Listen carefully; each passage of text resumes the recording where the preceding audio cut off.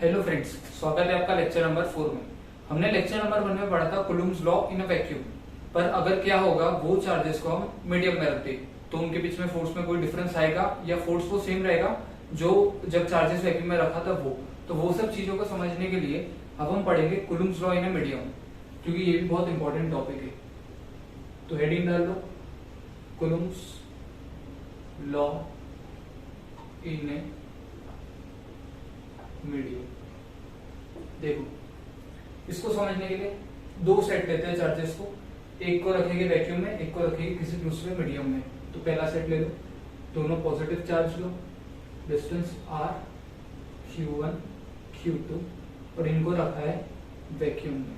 ठीक है, अब एक सेट रखते हैं कोई मीडियम में, कुछ भी मान लो, कुछ भी हो मीडियम, कोई भी एक ऐसा मीडियम ले लो, सेट सेम है और ये एक मीडियम में रख रहे हैं। Q1 Q2 पे एक फोर्स लगाएगा इस तरफ, F21 force on Q2 due to Q1, और ये वैक्यूम में है तो इसको ऐसे लिख देते हैं यहाँ पे VA वैक्यूम का। सिमिलरली Q1 Q2 पे एक फोर्स लगाएगा यहाँ पे F21, ठीक है, पर ये मीडियम में है तो यहाँ पे लिख दो ME मीडियम का। देखो F21 जो वैक्यूम में, अगर सिर्फ इसका मैग्नीट्यूड लिखूं मैं तो यहाँ पे सिर्फ ऐसे F21 लिख दे रहा हूं। ठीक है, ये कितना होता है K Q1 Q2 by r square. K क्या होता है 1/4 पाई एप्सिलॉन नॉट।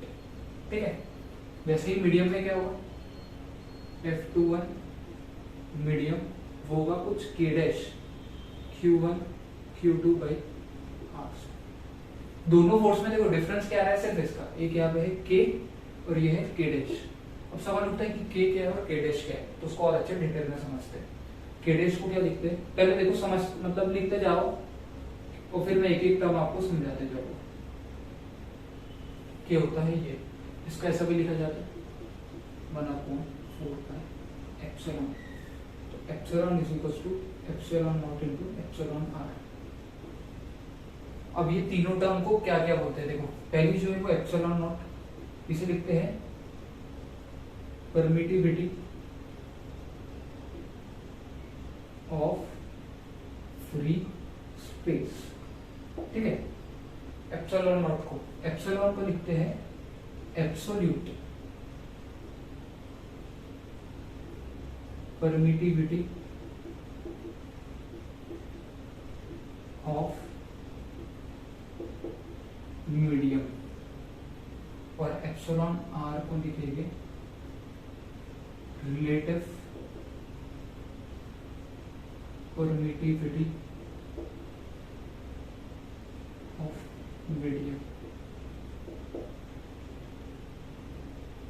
ये चीज परमिटिविटी असल में होता क्या है, देखो जब भी चार्जेस को हमने वैक्यूम में रखा हो तो कोई दिक्कत नहीं है। अब चार्जेस को जब हम मीडियम में ले जा रहे हैं तो मीडियम भी उन चार्जेस के बीच में जो फोर्स होगा उस पर इन्फ्लुएंस डालेगा, और वो जो उसकी प्रॉपर्टी है मीडियम की, जो वो चार्जेस के बीच में जो फोर्स है F21 या F12 जो भी फोर्स होगा उस पर जो भी इफेक्ट डालेगा वो डिपेंड करता है कि मीडियम की ये क्या है, एब्सोल्यूट परमिटिविटी ऑफ मीडियम, इस पर डिपेंड करेगा।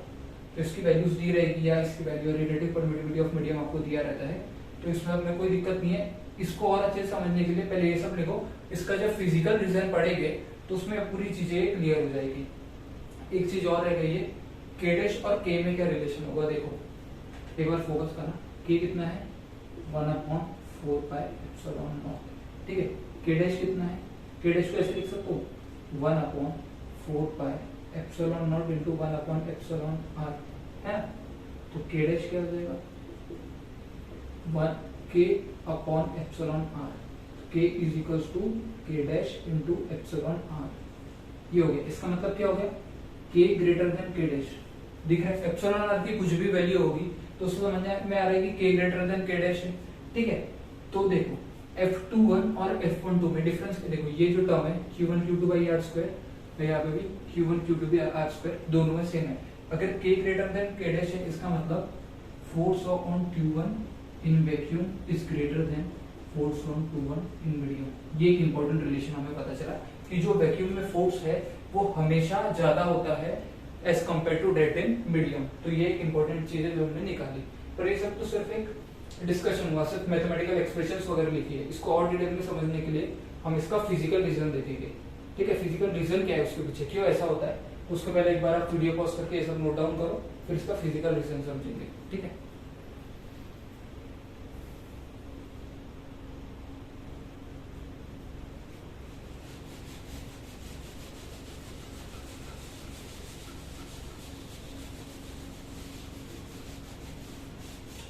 देखो एक चीज, के को क्या बोला, के का एक जनरल फॉर्म होगा 1/4 epsilon naught into epsilon R.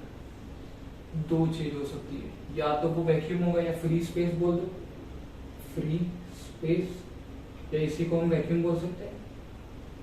ठीक है, ये या तो होगा मीडियम। वैक्यूम में क्या होगा ना, एप्सिलॉन आर की वैल्यू होती है 1 और या कुछ आर्बिट्री एप्सिलॉन आर है। अगर एप्सिलॉन आर की वैल्यू 1 होगी तो की कितना हो गया यहाँ पे 1/4 एप्सिलॉन नॉट, जो कि हम अभी तक वैक्यूम में लिखते हैं। और यहाँ पे के क्या हो जाएगा 1/4 epsilon not into epsilon R. ठीक है, और ठीक है, एक नया नाम है एप्सिलॉन आर को, एप्सिलॉन आर को क्या बोलते हैं, इसे बोलते हैं डाइलेक्ट्रिक कांस्टेंट। ये चीज आप बहुत डिटेल में, मतलब इस पर बहुत सारी स्टडी करेंगे डाइलेक्ट्रिक कांस्टेंट का, जब हम कैपेसिटर पढ़ेंगे। तो अभी एप्सिलॉन आर ये होता है डाइलेक्ट्रिक कांस्टेंट, और ये किस पे डिपेंड करता है, ये मीडियम पे, it depends on the medium. तो क्या हमें अगर डाइलेक्ट्रिक कांस्टेंट दिया है तो हम आसानी से फोर्स निकाल सकते हैं, और यह हमें कोई दो फोर्स दिए है, एक वैक्यूम में और एक मीडियम में, तो उससे भी हमें उस मीडियम का डाइलेक्ट्रिक कांस्टेंट पता चल सकता है।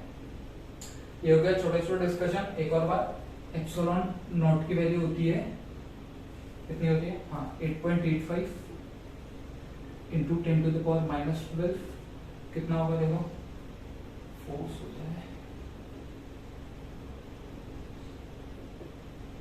ये होगा newton metre square upon coulomb. ठीक है, ये ऐसा यूनिट में इसकी वैल्यू होती है 8.85 multiply by 10⁻⁻12 newton metre square upon coulomb square. ये हो गया अपना बेसिक मैथमेटिकल डिस्कशन, जितना भी कर रहा था कूलम्ब स्क्वायर है मीडियम। अब सबसे इंपॉर्टेंट है इसका फिजिकल रीजन क्या है, ऐसा होता क्यों है वो समझेंगे। उसके पहले आप वीडियो पॉज करके ये नोट डाउन कर लो।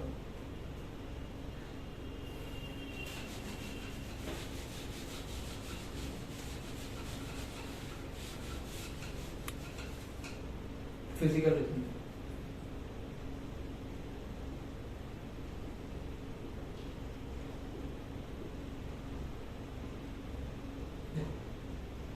ये दो चार्ज रखे Q1 और Q2 किसी मीडियम में। इनिशियली मान लो सिर्फ Q1 चार्ज है तो मीडियम पे क्या इफेक्ट डालेगा, फिर हम Q2 चार्ज को लाएंगे तो क्या चेंजेस होंगे। देखो Q1 मीडियम में है, ये है हमारा वाटर मॉलिक्यूल, यहाँ पे प्लस प्लस बोल दो, ये माइनस। अगर ये मीडियम, अगर ये मीडियम में अगर वाटर में हम चार्ज ले जाए तो चार्ज में कैसा होगा, देखो कोई भी पॉजिटिव चार्ज है, जैसे ये पॉजिटिव चार्ज है तो इसके आसपास क्या है, इस तरीके से ऑक्सीजन ये अलाइन हो जाएगी। नेगेटिव पॉजिटिव को अट्रैक्ट करता है तो ऐसे ऑक्सीजन अलाइन हो जाएगी इसके आसपास, है ना। और जो प्लस वाले उससे दूर भाग जाएंगे, कुछ इस तरीके से अलाइन हो जाएंगे, क्योंकि ऑक्सीजन पे है नेगेटिव चार्ज और ये क्या है पॉजिटिव चार्ज, तो उसके आजू बाजू इस तरीके से ऑक्सीजन अलाइन हो जाएंगे। तो यहाँ क्या होगा, यहाँ पे भी Q1 पॉजिटिव है तो उसके आसपास नेगेटिव चार्ज, ऐसा एक सर्कल, ऐसे सर्कुलर सिमेट्रिक फॉर्म में आ जाएगी। ठीक है, यहाँ पे अगर Q2 चार्ज रखूंगा तो क्या उसके साथ भी होगा, हाँ होगा, ऐसे ही सिस्टम होगा, दोनों पॉजिटिव है तो इसको मिटाओ। अब देखो ये तो हो गया कि Q1 और Q2 का चार्ज अगर ये मीडियम में गए तो इस तरीके से डिस्ट्रीब्यूशन हो जाएगा, पर इनके आसपास जो चार्ज का डिस्ट्रीब्यूशन है वो Q1 के आसपास जो चार्ज का डिस्ट्रीब्यूशन है इसकी वजह से डिस्टर्ब होगा, और Q2 के आसपास जो चार्ज का डिस्ट्रीब्यूशन है वो Q1 की वजह से डिस्टर्ब होगा। कैसे, देखो Q2 जो है वो नेगेटिव चार्जेस को अट्रैक्ट करेगा, तो उसके वजह से क्या होगा ना कि यहाँ पे नेगेटिव की जो डेंसिटी है वो बढ़ जाएगी और या कुछ कम हो जाएगी, मतलब इस तरीके से कुछ हो जाएगा। सेम यहाँ पे होगा, इस तरफ और इस तरफ कुछ कम हो जाएगी ऐसे। एक बात और, ये तो हो गया हमारा और ये डिस्टेंस आ है। अब देखो सबसे पहले force on Q1 due to Q2 only,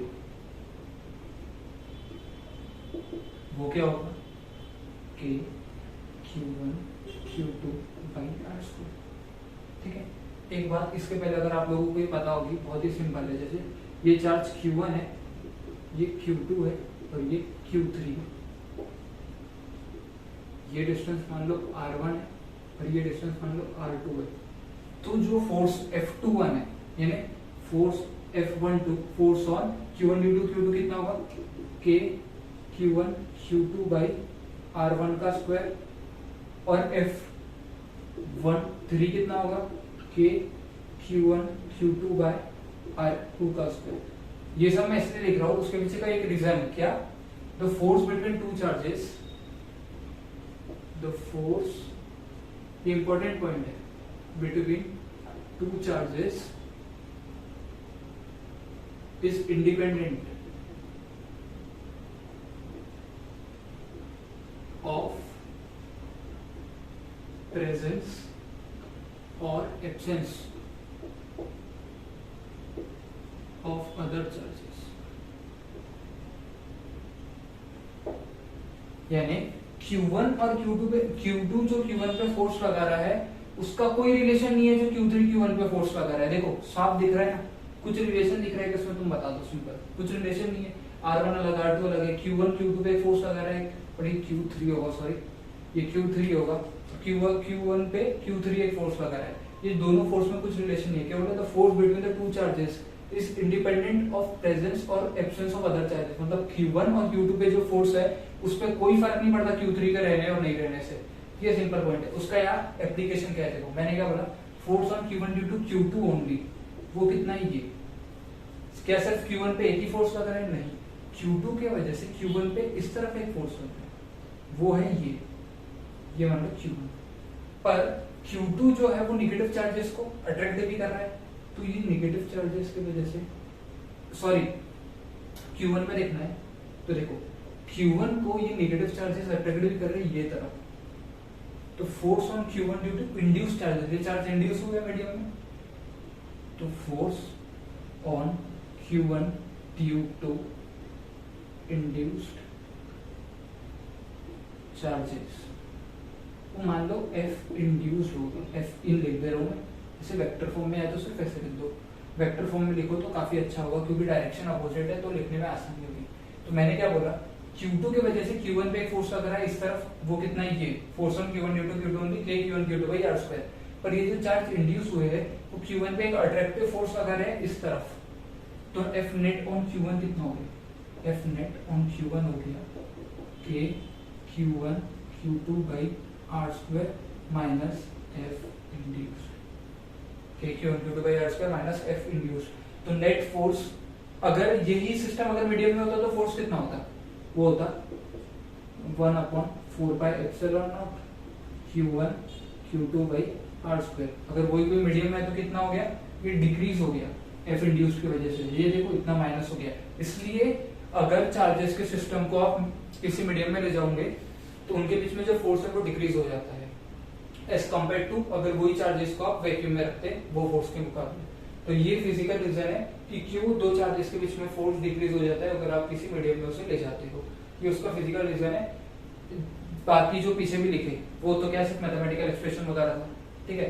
जो मेन रीजन है, जो मेन कंसेप्ट है वो ये है। और एक बात ये भी याद रखना कि दो चार्जेस के बीच में जो फोर्स है वो तीसरे चार्ज के रहने या नहीं रहने से कोई फर्क नहीं पड़ता, ठीक है। तो ये हो गया हमारा कूलम्ब्स लॉ में मीडियम। अब एक बार वीडियो पॉज करके आप ये नोट डाउन करो।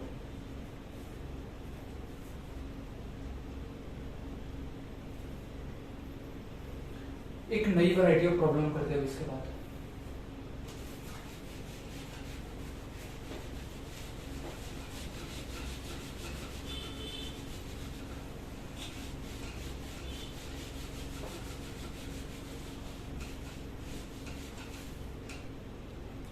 देखो एक नई वैरायटी ऑफ प्रॉब्लम करेंगे, पेंडुलम प्रॉब्लम्स। अगर आप सबका अभी तक एसएचएम वगैरह हो गया होगा तो आप पेंडुलम पढ़ चुके होंगे। तो पेंडुलम के साथ साथ हम मतलब एसएचएम के साथ साथ किसको डाल रहे हैं, पेंडुलम प्रॉब्लम के साथ साथ इलेक्ट्रोस्टैटिक को मिक्स करेंगे। किस तरीके से देखो, क्या बोलते हो, ये एक रिजिड सपोर्ट है, दो पेंडुलम,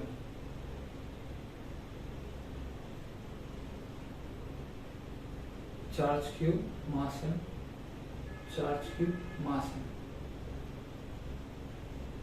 ये एक नॉर्मल, ये एंगल थीटा, इसका लेंथ ले लो L। क्या करा मैंने, दो पेंडुलम लिए, दोनों का मास सेम है, दोनों पे चार्ज सेम है और दोनों पॉजिटिवली चार्ज है, ठीक है। तो मैंने क्या किया, दोनों कैसे पकड़ा, मेरे हाथ देखिए, मतलब क्या बोल रहा हूं मैं, जैसे दोनों को एक ये मेरा रिजिड सपोर्ट था, इससे दो पेंडुलम को मैंने ऐसे टंगा दिया, दोनों पे चार्ज है तो दोनों एक दूसरे को रिपेल करेंगे और एक सिचुएशन आएगा इक्विलिब्रियम पे। मतलब इनिशियली क्या करा मैंने, इस तरीके से दोनों पेंडुलम कर दिया, एक इससे ऐसे दो कर दिया। अब जैसे ही मैंने ऐसे पकड़ के रखा था इनिशियली उनको, जैसे ही रिलीज करूंगा तो वो कुछ देर बाद, क्योंकि ये एक दूसरे को रिपेल करेंगे, तो कुछ सिचुएशन ऐसी बना लेंगे, कुछ समय बाद कुछ ऐसी सिचुएशन बना लेंगे और रेस्ट पे आ जाएंगे, क्योंकि उस समय आपका सिस्टम इक्विलिब्रियम में हो जाएगा। तो आपकी जब रिलीज करने के बाद की फाइनल सिचुएशन ये हो जाएगी। अब इस पे थोड़ी बहुत हम चर्चा करते थे, वो क्या कहते हैं, स्ट्रेन है तो टेंशन होगा, इस तरफ एक लगता है टेंशन, भी क्यू और एम मिटा देते हो, मास है तो एक नीचे वेट लगेगा mg, दोनों पॉजिटिव है तो दोनों के बीच में इस तरफ कुछ फोर्स लगेगा F इलेक्ट्रोस्टैटिक। अब इसको ही हम थोड़ा स्टडी करते हैं, या थोड़े अच्छे से उसको करते हैं। देखो ये था टेंशन, ये था वेट mg और ये था आपका इलेक्ट्रोस्टैटिक फोर्स Fe। देखो इसको ऐसे कर, ये देखो ये ऐसा Z बना रहा है, ये थीटा, ये एंगल भी कितना होगा थीटा, अल्टरनेट एंगल, मतलब क्या हो गया, ये एंगल हो गया थीटा। T के दो कंपोनेंट होंगे, एक इस तरफ होगा T का cos थीटा, एक होगा T का sin थीटा। बैलेंस करो तो T cos theta is equal to mg और T sin theta is equal to Fe। अब सवाल उठता है Fe क्या है, F इलेक्ट्रोस्टैटिक क्या है, उसके लिए आपको ये डिस्टेंस पता होना चाहिए टोटल। उसके लिए देखो पहले ये डिस्टेंस निकाले तो उसको डबल कर देंगे तो नेट डिस्टेंस मिल जाएगा अपना, नेट टोटल डिस्टेंस। तो देखो ये एंगल थीटा, ये लेंथ L, ये 90 डिग्री, हमें ये होना है ये साइड में। तो देखो sin थीटा क्या होगा, अपोजिट अपॉन हाइपोटेन्यूज, ठीक है। अपोजिट कितना है ये, यानी ये जो डिस्टेंस है d या x कह दो, x अपॉन L, x कितना हो गया L sin थीटा। हमारा जो नेट डिस्टेंस है वो क्या है, इसका डबल, तो टोटल डिस्टेंस कितना है 2L sin थीटा है कि नहीं। ये देखो हमारे जो नेट डिस्टेंस चाहिए ये x और ये x, तो F इलेक्ट्रोस्टैटिक क्या है K Q1 Q2 upon 2x का स्क्वायर है कि नहीं। तो देखो K Q1 Q2 x कितना है 2L sin थीटा का स्क्वायर। तो हम एक और इक्वेशन क्या बन गई, T sin theta is equals to K Q1 Q2 upon 2L sin theta का होल स्क्वायर। ये देखो ये जो दो इंपॉर्टेंट इक्वेशन आपको याद रखना, नॉर्मली ये दो इक्वेशन याद रखना, याद मत रखो, मैं तो बोलता हूँ ना याद कुछ भी मत रखो, समझ लो कि आया कैसे है। क्या करें हमने, तीन है, एक टेंशन इस तरफ लगेगा T, ये आपका टेंशन लग रहा है T, मास है तो वेट लगेगा नीचे mg, और दोनों है एक दूसरे को रिपेल करेंगे तो एक फोर्स लगेगा इलेक्ट्रोस्टैटिक। उनके कंपोनेंट बैलेंस कर लो क्योंकि सिस्टम है इक्विलिब्रियम में, हमारा जो ये पेंडुलम का सिस्टम वो इक्विलिब्रियम में, तभी जाके फोर्स इस तरीके से बैलेंस हो रहे हैं। ये दो इक्वेशंस आ गई। अब ये दो इक्वेशंस को सोल्व करके अगर आपको एंगल थीटा पूछते हैं तो थीटा बता सकते हो, या और भी कुछ पूछ सकता है, मीडियम का डाइलेक्ट्रिक कांस्टेंट पूछ सकता है आपको थीटा देके, कुछ भी चीज पूछ सकता है, ठीक है। ये आपको आ गया तो इससे आप बहुत आसानी से निकाल सकते हो। तो ये हो गया हमारा वो। एक सवाल और पूछना है कि जैसे देखो ये मान लो अगर मैं यहाँ पे थीटा की जगह थीटा 1 और थीटा 2 लिख देता, और अगर आपको पूछता क्या theta 1 is equal to theta 2 है, या थीटा 1 ग्रेटर देन थीटा 2 है, या थीटा 2 ग्रेटर देन थीटा 1 है, क्या पॉसिबल केस है, तो उसका आंसर क्या है, theta 1 is equal to theta 2। क्यों? क्योंकि देखो दोनों चार्ज पे जो फोर्स है वो सेम लग रहे हैं, इस पे भी टेंशन लग रहा है, इस पे भी टेंशन लग रहा है, इस पे भी F लग रहा है। अगर इस पे देखोगे तो इस पे भी टेंशन T लग रहा है, क्योंकि जो स्ट्रिंग है वो सिमिलर है। मैं बोल रहा हूँ दोनों सेम स्ट्रिंग है, सेम मतलब सिमिलर स्ट्रिंग है, दोनों की प्रॉपर्टी सेम है, इसका मास सेम है तो इस पे भी एक वेट लगेगा mg, और इस पे भी इक्वल पर अपोजिट एक फोर्स लगेगा Fe। तीनों पे जो तीनों फोर्स लग रहे हैं, जो सिस्टम को इक्विलिब्रियम में रख रहे हैं वो इक्वल है, इसके वजह से जो एंगल थीटा होगी वो भी इक्वल होगी, theta 1 is equal to theta 2 is equal to theta. तो ये हो गई थोड़ा बहुत चर्चा हमारा पेंडुलम प्रॉब्लम्स के ऊपर। अब एक्चुअल प्रॉब्लम करते हैं, तो उसके पहले आप एक बार इसको उतार लीजिए, क्वेश्चन करेगा, ठीक है। पहले एक बहुत ही बेसिक सा सवाल देते,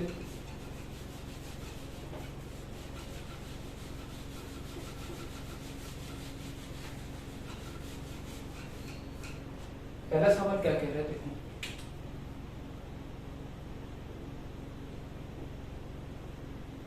ये रिजिड सपोर्ट,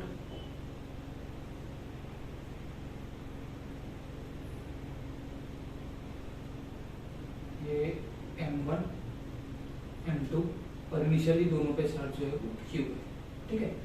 ये आपका normal theta 1 greater than theta 2। देखो क्वेश्चन क्या है, initially M1 is equals to M2, system in equilibrium.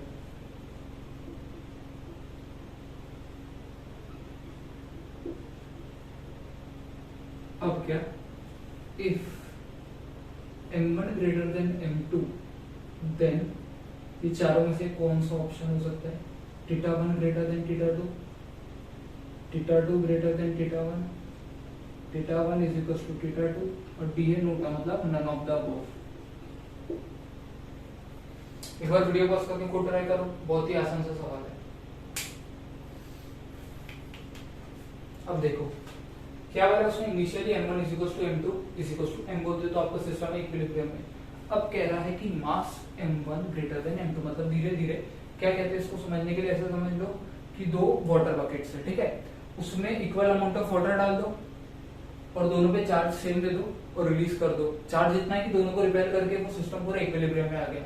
अब क्या करेगा, एक वाटर बकेट में पानी भरते जा रहे हो, मतलब एक वाटर बकेट का क्या हो रहा है, मास बढ़ रहा है, तो क्या होगा एंगल पे, चारों में से क्या हो सकता है। तो देखो बहुत ही सिंपल है, इनिशियल सिचुएशन से हम एकदम बेसिक से चलते हैं।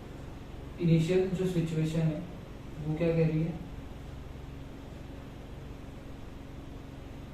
ये ऐसे थीटा 1 थीटा 2, हालांकि इनिशियल क्या होगा, theta 1 is equal to theta 2, क्योंकि M1 is equal to M2 हो जाएगा, दोनों चार्ज सेम है, इसके पहले वाला केस ही हो जाएगा, ये इक्विलिब्रियम। अब क्या बोला, M1 ग्रेटर देन M2। अब देखो मास बढ़ेगा तो उसके वजह से M1 के नीचे आने की कोशिश करेगा, है कि नहीं, मतलब कुछ समय बाद क्या होगा, M1 इस तरफ आने की कोशिश करेगा। ये इनिशियली 0 टाइम पे है, अब जैसे जैसे मास बढ़ेगा तो M1 इधर आएगा, M1 इधर आएगा तो ये क्या इसको M2 को रिपेल करेगा, तो M2 दूर भागेगा, तो M2 इस तरीके से कुछ हो जाएगा। ये बात की सिचुएशन है, ये जो स्ट्रेट लाइन है, मतलब ये सॉलिड लाइन है वो इनिशियल सिचुएशन, और ये जो डॉटेड लाइन है बात की सिचुएशन है। इसको थोड़ा और अच्छे से बना दो तो देखो क्या होगा, ये बात की सिचुएशन बनाता हूं, ऐसा कुछ बात की सिचुएशन हो रही है, मतलब इनिशियली क्या था, दोनों सेम थे तो ऐसे ऐसे अटके थे, अब बाद में क्या हो रहा है, एक का मास बढ़ रहा है तो क्या होगा, मास बढ़ने के कारण वो नीचे जाना शुरू करेगा, अरे पर वो नीचे जाएगा तो साथ ही साथ उनके बीच में इलेक्ट्रोस्टैटिक फोर्स भी लग रहा है, तो ये नीचे जाते जाएगा और ये इसको रिपेल करते जाएगा, तो इसकी वजह से ये भी डूब जाना चालू होगा, और कुछ समय बाद ऐसी सिचुएशन आ जाएगी तो ये दोनों इक्विलिब्रियम में हो जाएंगे। उस समय क्या होगा, ये आपका थीटा 1 हो गया, ये थीटा 2 था। अब देखो थीटा 1 बड़ा है कि छोटा है, थीटा 2 ग्रेटर देन थीटा 1 हो गया, दिख रहा है ना ऐसे। अब थीटा 2 ग्रेटर देन थीटा 1, यही आपका सबसे सीधा आंसर है। समझने के लिए बहुत ही सिंपल था, जैसे जैसे मास बढ़ेगा तो एक वाला नीचे आना शुरू होगा और साथ ही साथ दूसरे को रिपेल करेगा तो दूसरे को दूर भगाएगा, तो एक एंगल कम होगा दूसरा बढ़ेगा, जिसका मास बड़ा है वो नीचे आएगा, तो वो एंगल अपने आप का मतलब θ1 छोटा होता जाएगा और θ2 बढ़ते जाएगा। तो सही आंसर है θ2 ग्रेटर देन θ1। इसमें ही थोड़ा अपग्रेड कर दो। अगर यहां बता दो, यहां देखो, इफ यानी इनिशियल तो ये कंडीशन ही है, सेकंड मतलब ये ए ले लो, अब बी लिखता हूं, if m1 is equals to m2 but q1 greater than q2 बोल दो, तो क्या होगा? ये चार ऑप्शन है, ए बी सी डी, क्या हो सकता है? बहुत ही सिंपल है। अभी मैंने आपको बताया था इलेक्ट्रोस्टैटिक में क्या होगा। देखो पहले तो दोनों पे फोर्सेस को एक बार और वो बना देता हूँ आपके लिए। दोनों पे कौन से फोर्स लग रहे हैं? टेंशन m1g, एक F इलेक्ट्रोस्टैटिक, टेंशन m1 में ये m1, ये m2g और यहाँ पे F इलेक्ट्रोस्टैटिक। देखो m1g m2g सेम, स्ट्रिंग के जो पूरे प्रॉपर्टीज है वो सब में तो टेंशन सेम, तो फर्क क्या डाल सकता है? F इलेक्ट्रोस्टैटिक फर्क डाल सकता है। पर देखो F इलेक्ट्रोस्टैटिक क्या होता है? K Q1 Q2 और ये जो डिस्टेंस है इसको बोल दो D, ये जो टोटल डिस्टेंस है दोनों के बीच में वो है D, तो कितना हो गया D square. Same electrostatic force दोनों पे लगने वाला है, same in magnitude, opposite in direction. Coulomb's law में पढ़े थे ना, तो दोनों पे फोर्स तो इतना लगने वाला है। अगर Q1 ग्रेटर देन Q2 हो जाता है तो क्या फर्क पड़ेगा? फोर्स जो Q1 पे लग रहा है वो same to same force Q2 पे लगने वाला है, तो क्या कोई फर्क पड़ने वाला है क्या? बिल्कुल नहीं पड़ने वाला है। इसकी वजह से क्या होगा आपका, अब आंसर जो होगा वो θ1 ग्रेटर देन θ2, क्योंकि दोनों पे जो पूरे फोर्सेस लग रहे हैं, तीन फोर्स लग रहे हैं, टेंशन, इलेक्ट्रोस्टैटिक फोर्स और वेट, वो इक्वल है, उसमें कोई है सेम टू सेम फोर्स दोनों पे लग रहे हैं, जिसकी वजह से आपका सिस्टम इक्विलिब्रियम में है और ये जो दोनों एंगल है वो सेम होंगे। ठीक है, और अगर मास बढ़ता है तो एक एंगल कम लिख जाता, और अगर एक चार्ज का मैग्नीट्यूड ज्यादा है एज कम्पेयर टू सेकंड, पर जो दोनों पे इलेक्ट्रोस्टैटिक फोर्स है वो तो सेम लग रहे हैं, टेंशन भी सेम और वेट भी इक्वल है, क्योंकि दोनों के मास भी सेम है, इसलिए जो दोनों के बीच में एंगल है θ1 और θ2 वो भी सेम होगा। तो एक बहुत बेसिक से सवाल हो गया, एक बार वीडियो पॉज करके उतार लो, और आप लोग को जो सुटेबल मतलब हिंदी में इंग्लिश में जैसे भी आप इसका रीजन लिखना चाहोगे वैसा लिख लो। ठीक है, फिर हम नेक्स्ट क्वेश्चन करते हैं, अगर पेंडुलम को मीडियम में रखेंगे तो क्या होगा? देखो वो भी एंगल से रिलेटेड ही सवाल है।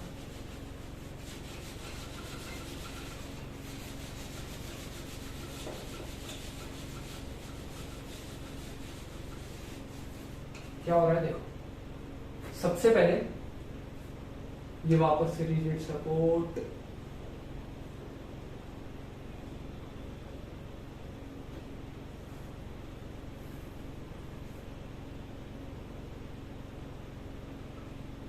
तो ये दोनों θ हो गए, कोई दिक्कत नहीं है।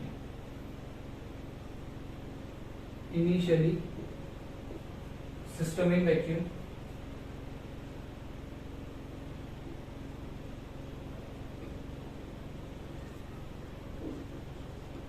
then angle is theta. If system is taken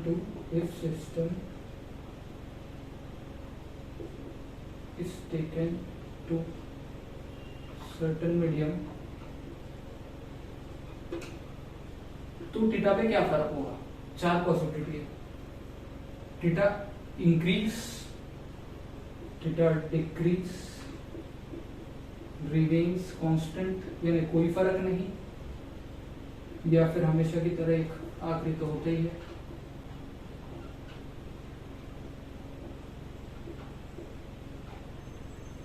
ठीक है,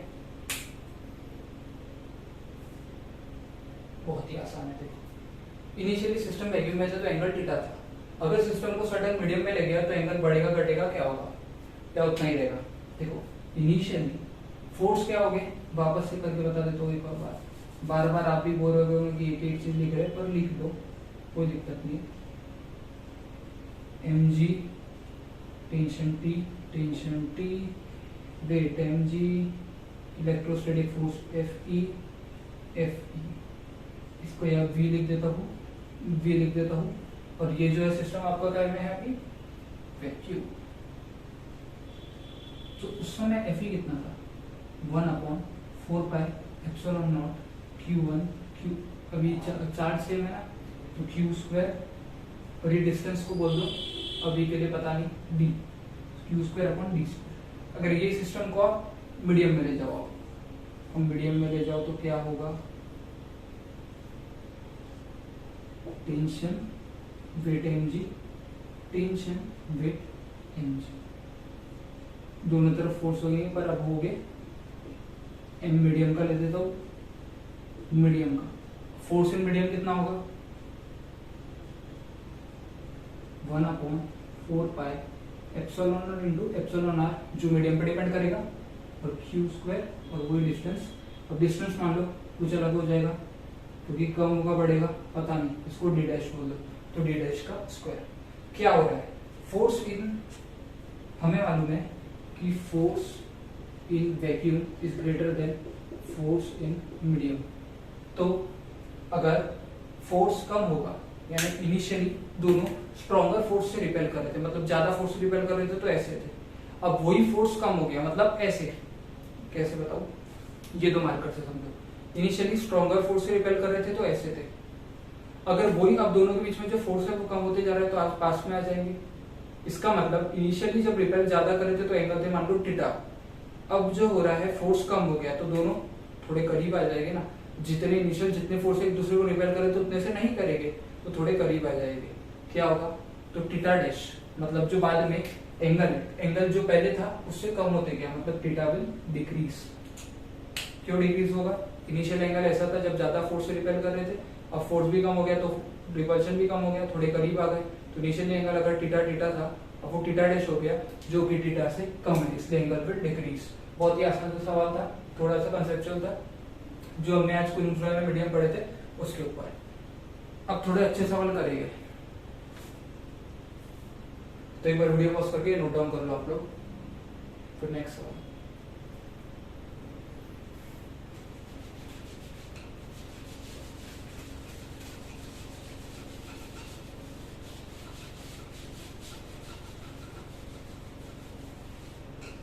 नेक्स्ट सवाल मैं पढ़ के बताऊं कि लिख के दूं आपको, चलो लिख देते हैं क्योंकि सॉल्यूशन बहुत छोटा है, पर सवाल देख के डरो मत, बहुत ही आसान है। क्या कह रहे, मैं पूरा लिख देता हूँ। 2 small balls having equal charge q is suspended from a rigid support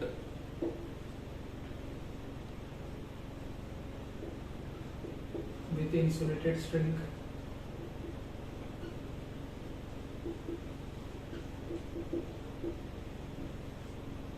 of length। अब क्या कह रहा है, पूरे सेटअप को, the whole setup is taken to a satellite,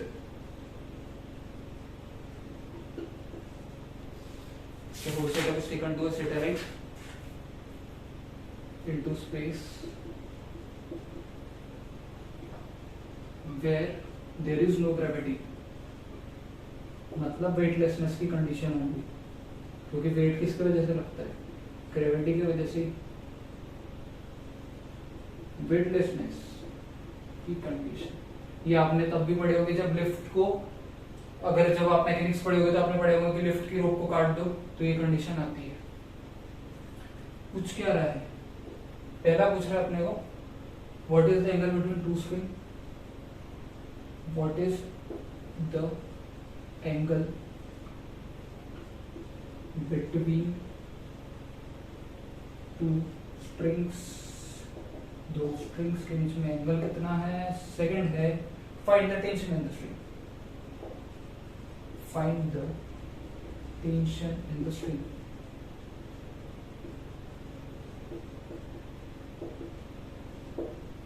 बहुत ही आसान सवाल है, देखो याद रखिए, एक बार आप खुद वीडियो पॉज करके ट्राई करो, फिर देखो क्या कह रहा है। two small balls having equal charge q is suspended from a rigid support with insulated string of length l.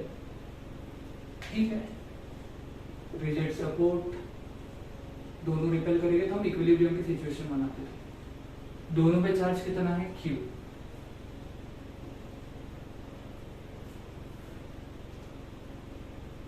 और आइडेंटिकल बोला होगा बॉयज मेरे हिसाब से,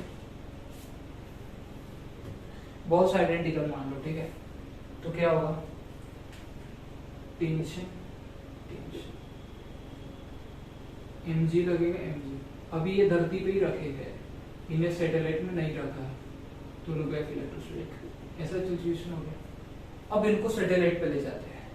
अब सैटेलाइट पे ले गए तो इन सैटेलाइट ग्रेविटी क्या बोला उसने, वेटलेसनेस की कंडीशन, नो ग्रेविटी, मतलब जी क्या हो गया, जीरो हो गया। जी जीरो हो गया तो वेट कितना हो गया इन दोनों का, वेट भी क्या हो गया, जीरो हो गया। वेट जीरो हुआ तो क्या हो गया, अभी तक वेट लग रहा था तो देखो दोनों एक दूसरे को रिपेल कर रहे थे ऐसा, दोनों एक दूसरे पे फोर्स लगा रहे थे ऐसा, एफ ई था जो, ठीक है। एक वेट लग रहा था mg,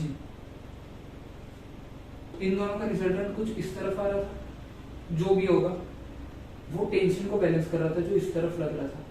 तो कुछ इस तरीके से आपका सिस्टम बैलेंस था। पर अब जो है ये वेट नहीं है, तो क्या होगा, एक ही फोर्स लग रहा है इस पे इलेक्ट्रोस्टैटिक इस तरफ, और एक टेंशन लगेगा आपका इस तरफ, तब जाकर आपका सिस्टम क्या होगा, इक्विलिब्रियम में होगा।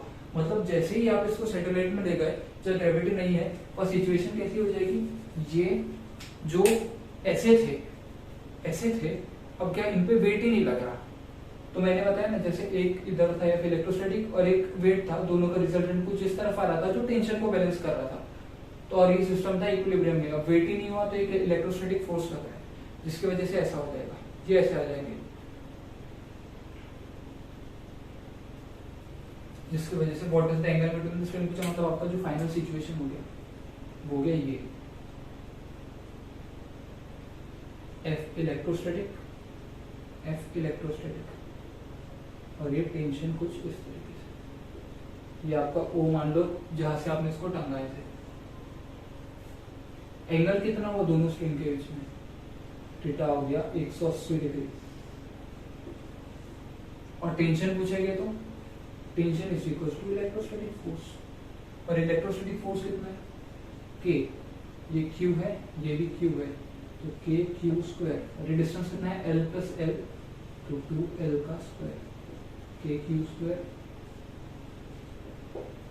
क्या ही पूछा था, बस इतना पता था कि वेट जीरो होगा तो ये सिचुएशन आना चाहिए, बाकी था ही क्या क्वेश्चन में, बताओ।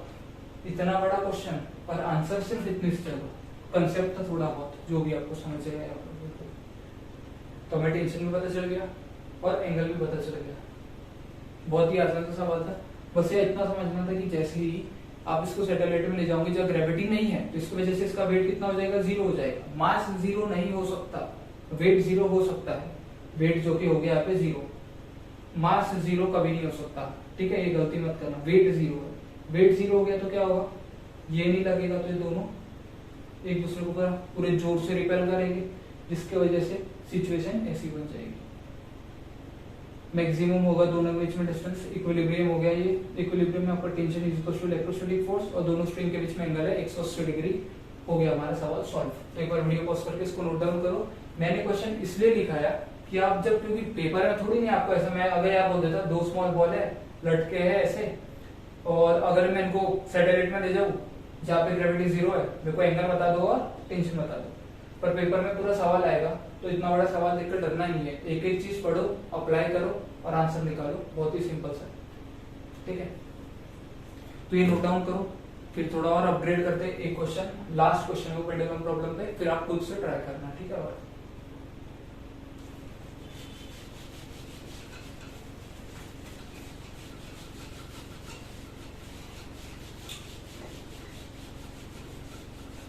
ये स्टैंडर्ड सवाल है, क्योंकि मैं 2-4 किताबों में देख चुका हूँ, स्टैंडर्ड सवाल है। देखो क्या पूछ रहा है वो, एक दीवार है हमारी, दीवार है एक, ये ठीक है, यहाँ पे मैं एक चार्ज चिपका देता हूँ Q पॉजिटिव, ये एक हुक है, यहां से मैं एक जैसे होगा क्या, देखो मैं कहना क्या चाह रहा हूँ कि ये मेरी दीवार मान लो, ठीक है, ये दीवार, इस पॉइंट पे मान लो मैंने एक पॉजिटिव चार्ज स्टिक कर दिया और ये एक स्ट्रिंग है, यहाँ पे भी एक उसके पॉजिटिव चार्ज है। मैं जैसे ही इसको यहाँ से छोड़ूंगा तो दोनों रिपेल, मतलब यहाँ पे यानी बांधा यहाँ पे और उसको ऐसे छोड़ दिया तो दोनों रिपेल करके कुछ ऐसा हो जाएगा, क्योंकि दोनों अपोजिट सिमिलर चार्जेस है, लाइक चार्जेस है, तो एक दूसरे को रिपेल करेंगे। यानी जैसे ही मैं यहाँ से रिलीज करूंगा तो फटाक से ऐसा हो जाएगा और कुछ यहाँ जाके बैलेंस हो जाएगा। तो हमें इसका एंगल थीटा ही बताना है। मतलब जैसे ही मैंने यहाँ पे ले गया और उससे ऐसे करा तो ये कुछ इस तरीके की सिचुएशन बन जाएगी। ये भी क्यू है, ये जो लेंथ है मतलब यहाँ से यहाँ तक की जो लेंथ है ये एल है, ये एल है और ये एंगल थीटा है। हमें क्या पूछा है, फाइंड थीटा नहीं पूछा है, find tension in the string.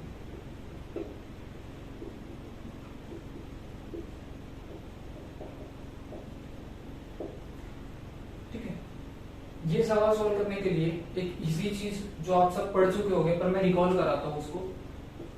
तो पहले ये लिख लेना और फिर ये सवाल करेंगे इसका यूज करके। नाम है लामीस थ्योरम। बहुत लोग पढ़ चुके होंगे पर एक बार रिकॉल कर लो। क्या है, जैसे ये एक पॉइंट है, इस पे फोर्स लग रहा है ऐसे, ये मान लो F1, ये F2, ये F3। F1 के अपोजिट वाला एंगल मान लो अल्फा, F2 के अपोजिट बीटा, F3 के opposite gamma. For equilibrium, equilibrium में क्या होगा, F net F1 plus F2 plus F3, तीनों का नेट इफेक्ट क्या होगा, 0 होगा। उस समय लामीस थ्योरम क्या कहती है, F1 upon sine alpha is equal to F2 upon sine beta is equal to F3 upon sine gamma. यही हमें यूज करना है।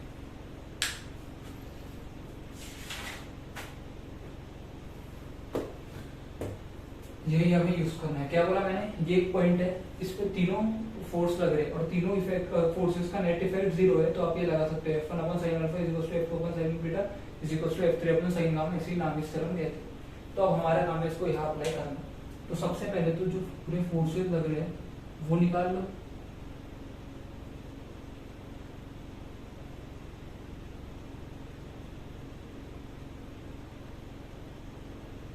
तो देखो ये भी क्यू है और ये भी क्यू है, तो इसके वजह से इस पे एक फोर्स होगी और ये एंगल कितना बोला है, थीटा।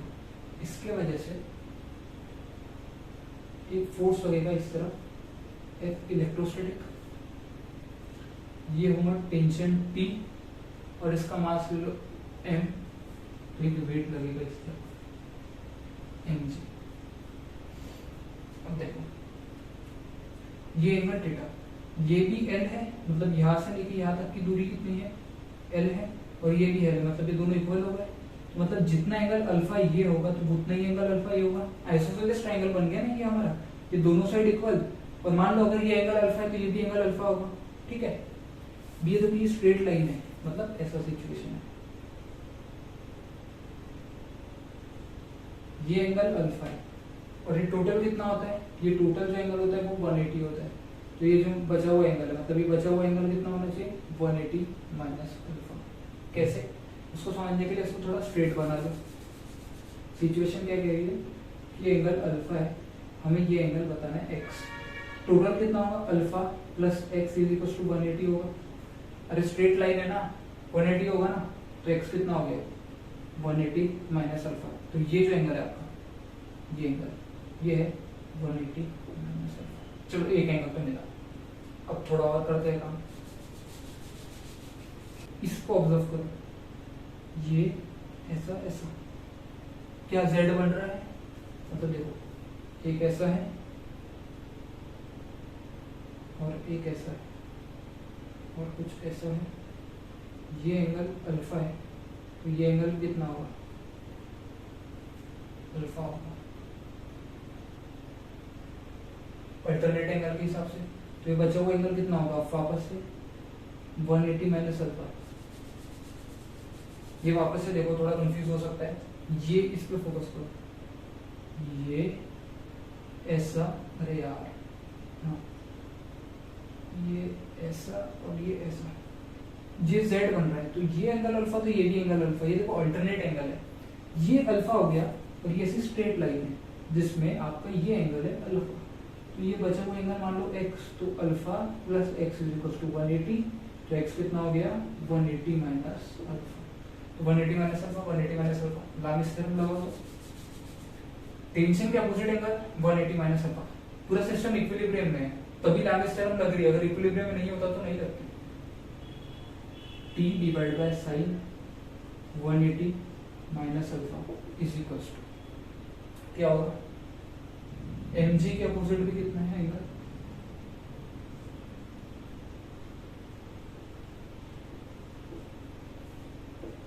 काट देंगे एक दूसरे को, तो टेंशन कितना होगा mg, ये दोनों सेम है ना, तो एक दूसरे को काट देंगे तो टेंशन हो गया mg, है कि नहीं। तो आपका टेंशन हो गया mg, हमें टेंशन ही चाहिए था, वो मिल गया mg। तो बहुत ही मतलब दिखने में थोड़ा बहुत अटपटा सा लग रहा था, पर बहुत ही आसान सा सवाल था। किसके वजह से आसान हुआ, लामिस थ्योरम की वजह से। और अगर ऐसा नहीं होता तो आप दूसरे तरीके भी कर सकते हो, ऐसा नहीं कि यही एक तरीका है जिससे आप सॉल्व कर सकते हो। क्या करोगे, टेंशन के कंपोनेंट तोड़ो, mg के कंपोनेंट तोड़ो, सिस्टम इक्विलिब्रियम में है तो कंपोनेंट को इक्वेट करो और थोड़ा बहुत लंबा चौड़ा मैथ्स करो, आ जाएगा आपका आंसर यही आएगा। और अगर थोड़ा बहुत जिसको मतलब लामिस थ्योरम पता होती वही ये 30 सेकंड के आंसर निकाल देगा, क्योंकि ये सब एंगल ही निकालना है और करना ही क्या था, बस फिर इक्वेट कर दो, आ गया आंसर। तो ये हमारा पेंडुलम प्रॉब्लम्स हो गए पूरे। तो अब आप लोग खुद ट्राई करना पेंडुलम की जितने भी प्रॉब्लम है, और अगर उनमें कुछ डाउट आता है तो कमेंट करके जरूर पूछो। तो ये हो गए पेंडुलम प्रॉब्लम्स। एक नया टॉपिक चालू करते हैं, ठीक है। तो पहले आप ये वीडियो पॉज करके नोट डाउन करो, फिर नया टॉपिक।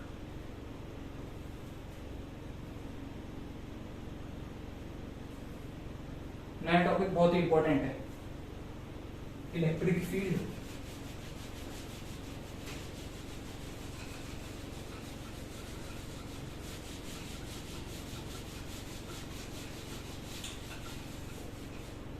इलेक्ट्रिक फील्ड, हेडिंग डालो इलेक्ट्रिक फील्ड।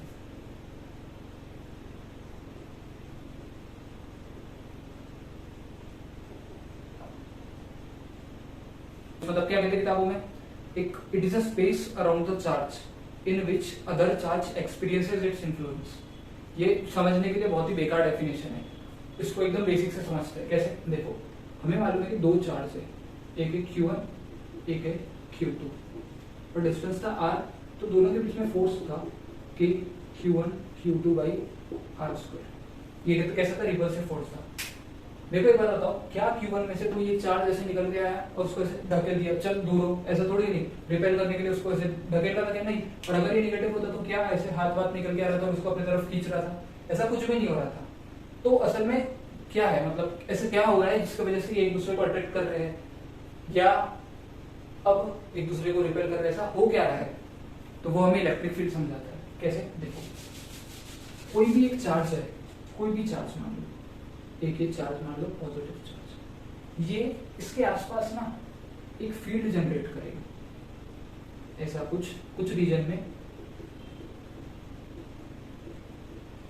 इतने रीजन में मान लो ये फील्ड जनरेट कर दिया। और अगर ये फील्ड में कोई दूसरा चार्ज आता है, मान लो एक टेस्ट चार्ज जिसे कहते हैं Q0, ये क्या है, टेस्ट चार्ज, जिसको टेस्टिंग के लिए यूज कर, ऐसे ही मान लो, ठीक है, टेस्ट चार्ज। अगर टेस्ट चार्ज ये फील्ड में आता है तो वो इसका इन्फ्लुएंस महसूस करेगा, किस फॉर्म में, इस पे फोर्स लगेगा, या तो वो अट्रैक्टिव होगा या तो रिपल्सिव होगा, वो डिपेंड होगा आपके ये सोर्स चार्ज पे। इसे क्या कहते हो आप, इसे कहोगे सोर्स चार्ज। मैंने क्या बोला कि सोर्स चार्ज अपने आजू बाजू एक फील्ड जनरेट करेगा, और अगर वो फील्ड में कोई चार्ज आता है, जैसे कि टेस्ट चार्ज आता है, तो वो इसका इन्फ्लुएंस महसूस करेगा। कैसे, उस पर या तो अट्रैक्टिव फोर्स होगा या तो रिपल्सिव फोर्स होगा। ये फोर्स ऐसे लगेगा, ठीक है। ये हो गया हमारे इलेक्ट्रिक फील्ड समझने का बहुत ही बेसिक से तरीका, पर इसको थोड़ा और डिटेल पढ़ना है क्योंकि यहाँ तो सिर्फ शुरुआत हुई है। तो अब टेस्ट चार्ज क्या होता है, पहले टेस्ट चार्ज क्या होता है उसकी भी कुछ स्पेसिफिकेशन है। एक तो Q0 जो टेस्ट चार्ज है वो पॉजिटिव होता है, और सेकंड क्या होता है, उसका जो मैग्नीट्यूड है वो बहुत ही स्मॉल होता है। क्यों? कुछ तो कारण होगा ना कि उसका मैग्नीट्यूड स्मॉल लेने में, कुछ तो कारण होगा ना। कारण क्या है? देखो, अगर क्यू नॉट का मैग्नीट्यूड स्मॉल नहीं होता, मान लो कि क्यू नॉट का कुछ मैग्नीट्यूड है और वो आपके सोर्स चार्ज से कंपेरेबल है, तो क्यू नॉट जो मैग्नेटिक फील्ड मतलब क्यू नॉट का जो मैग्नीट्यूड है वो सोर्स चार्ज के कंपेरेबल है, तो क्यू नॉट भी अपने आजू बाजू फील्ड जनरेट करेगा, और वो जो फील्ड जनरेट करेगा वो आपकी जो ओरिजिनल फील्ड है जो आप कैलकुलेट करना चाहते हो उसे डिस्टर्ब करेगा, है कि नहीं? वो फील्ड डिस्टर्ब हो जाएगी, और अब जो आप इलेक्ट्रिक फील्ड कैलकुलेट करोगे वो डिस्टर्ब इलेक्ट्रिक फील्ड कैलकुलेट करोगे, वो आपकी जो नेचुरल इलेक्ट्रिक फील्ड है यानी जो ओरिजिनल इलेक्ट्रिक फील्ड आप कैलकुलेट करना चाहते हो वो नहीं होगी। इसके वजह से क्यू नॉट का मैग्नीट्यूड कम लेना पड़ता है, ताकि अगर मैग्नीट्यूड ज्यादा हो तो क्यू नॉट की जो खुद की फील्ड प्रोड्यूस होगी वो आपकी ओरिजिनल फील्ड को डिस्टर्ब नहीं करे, तो क्यू नॉट का मैग्नीट्यूड बहुत ही स्मॉल होता है। इलेक्ट्रिक फील्ड को डिनोट कैसे करते हैं? ऐसे ई वेक्टर से। और उसको कैसे लिखते हैं? मतलब उसका जो डेफिनेशन है उसको क्या लिखते हैं? Force on Q naught, force on Q naught due to source charge, due to source charge मतलब जिसकी आप इलेक्ट्रिक फील्ड कैलकुलेट कर रहे हो, डिवाइड बाय क्यू नॉट। जैसे कैसे ऐसे भी लिख जाता है, limit Q naught tends to 0 F on Q naught divide by Q naught. इस तरीके से आपके इलेक्ट्रिक फील्ड को डिफाइन किया जाता है। इसका जो स्टेट मतलब ऐसा यूनिट कितना है? फोर्स अपॉन चार्ज मतलब न्यूटन अपॉन कूलम। ये इलेक्ट्रिक फील्ड का थोड़ा बेसिक डिस्कशन हो गया, तो एक बार वीडियो पॉज करके नोट डाउन करो। क्यू नॉट होता है पॉजिटिव और मैग्नीट्यूड होता है छोटा, क्यों होता है वो आपको बता दिया। इस तरीके से इलेक्ट्रिक फील्ड को डिफाइन करते हैं। अब इलेक्ट्रिक फील्ड का एक्सप्रेशन निकालते हैं वेक्टर फॉर्म में, जैसे कूलम्स लॉ में वेक्टर फॉर्म निकाले थे वैसे इलेक्ट्रिक फील्ड का एक एक्सप्रेशन निकालेंगे। तो एक बार याद कर लो।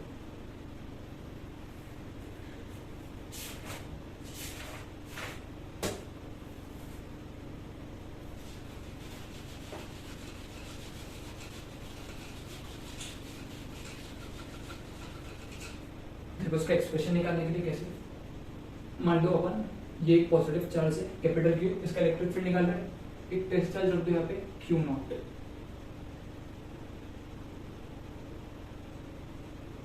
तो इस पे फोर्स होगा एफ। तो इलेक्ट्रिक फील्ड कैसे डिफाइन किया जाता है? Force on Q naught divide by Q naught. Force on Q not क्या है? एफ ऑन क्यू नॉट, वो कितना है? K Q into Q naught. Vector form में क्या होता है? मैग्नीट्यूड ऑफ आर का square into R cap. R cap क्या है? ये है unit vector in direction of R, यही इन डायरेक्शन ऑफ आर, ठीक है? Unit vector in direction of R, R cap. हमें मालूम है कि हम आर कैप को क्या लिख सकते हैं? Vector R upon magnitude of R. ये सब रिपीट हो रहा है, हम ये सब पढ़ चुके हैं। कब पढ़ रहे थे हमने? ये Coulomb's law in vector form के समय ये सब पढ़ चुके हैं, ठीक है? तो ये हो जाएगा magnitude of R square, R vector upon magnitude of R, K Q Q naught magnitude of R Q vector R. ये सब उठा के कहाँ रखोगे? यहाँ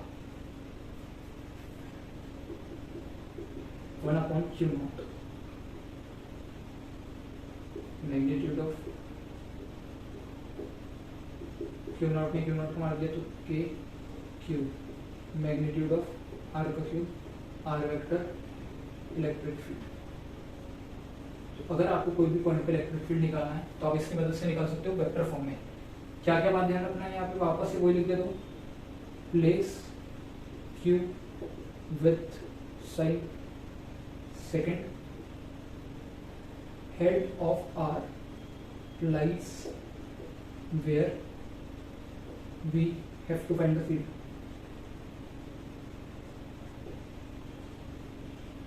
ये सब तो हो गया, पर हमें अब इलेक्ट्रिक फील्ड का डायरेक्शन पता करना है।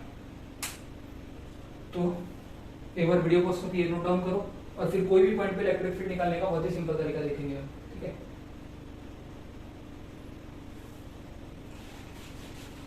पॉजिटिव चार्ज की वजह से इलेक्ट्रिक फील्ड का क्या डायरेक्शन होगा, नेगेटिव चार्ज की वजह से इलेक्ट्रिक फील्ड का क्या डायरेक्शन होगा, वो देखते हैं। देखो अगर जो पॉजिटिव चार्ज है और अगर ये नेगेटिव चार्ज, तो पॉजिटिव चार्ज की वजह से इलेक्ट्रिक फील्ड बाहर होती है, बाहर की तरफ ऐसे सनरेज निकलती है अपनी जो, ऐसे नहीं क्या, ये बाहर की तरफ निकलती है। और नेगेटिव चार्ज की वजह से जो इलेक्ट्रिक फील्ड होती है वो ऐसे अंदर की तरफ। बहुत बेसिक सी बात थी पर पता रहना चाहिए, हमें हर चीज पता होना चाहिए, ठीक है। हाँ,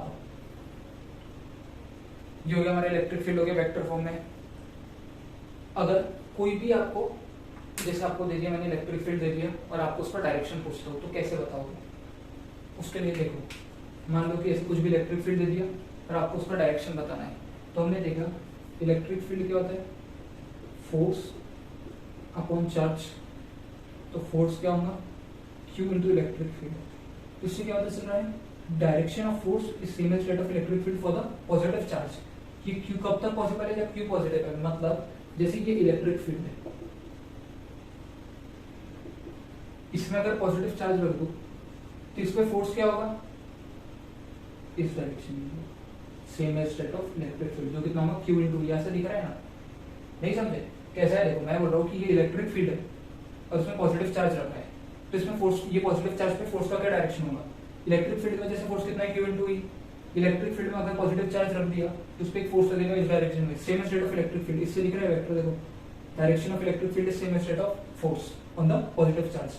अगर नेगेटिव चार्ज रख दो तो फोर्स का डायरेक्शन क्या होगा, ये मान लो इलेक्ट्रिक फील्ड है, क्या पे डायरेक्शन चेंज होगा, ये नेगेटिव फील्ड, नेगेटिव चार्ज है तो फोर्स कितना होगा, F। ये इलेक्ट्रिक फील्ड चार्ज है नेगेटिव तो माइनस Q, इसको प्लस Q बोल दो, और ये माइनस Q।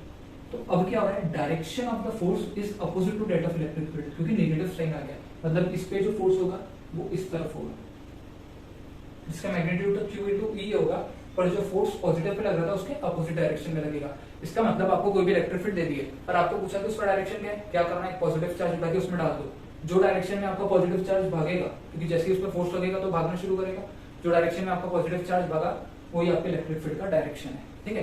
तो आपको कैसी भी फील्ड दे दी तो आप डायरेक्शन बता सकते हो, करना क्या है, पॉजिटिव चार्ज उठा के वो फील्ड में रख दो, जो डायरेक्शन में आपका चार्ज ने भागना शुरू कर दिया वो डायरेक्शन आपके इलेक्ट्रिक फील्ड का हो गया।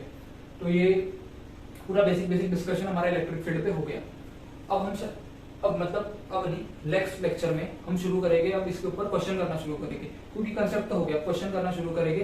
क्वेश्चन सिमिलर क्वेश्चन आना शुरू हो गए, जैसे हमने जब Coulomb's law in vector form कर लिए थे फोर्स में, तो उसमें जिस तरह के सवाल करे थे वैसे ही हम यहाँ करेंगे। और यहाँ पे एक्स्ट्रा चीज जो सीखने मिलेगी, अब हम पढ़ेंगे यहाँ पे कंटिन्यूअस बॉडीज की वजह से इलेक्ट्रिक फील्ड कैसे निकालना है। तो ये सब चीजें होगी नेक्स्ट लेक्चर के अंदर।